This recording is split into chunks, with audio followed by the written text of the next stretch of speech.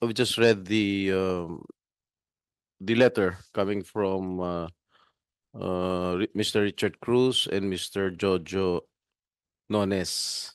And I believe that the letter, the statements that has been stated here in this letter are unacceptable. Is unacceptable. Since I believe that sabi niya rito, uh, Unacceptable. please be informed that we are not employees or part of the management of GMA or Sparkle Artist Management Agency, which are the right persons to discuss on the policy of the television network and or artist management agency in relation to complaints for abuse and harassment filed before them.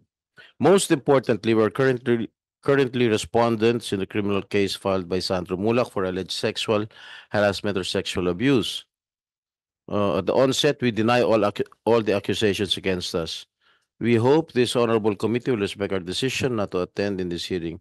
I just would like to give a piece of advice to these two gentlemen.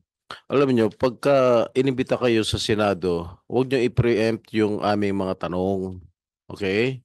So, Mr. Chair, I think this letter is totally unacceptable and I move that we subpoena them ad testificandum on the next hearing.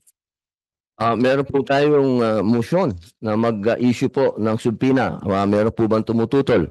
I second the motion of Senator Jinggoy. Ito po, ibig sabihin, ang motion po ay approve. Mag-i-issue po ng subpoena ang komite.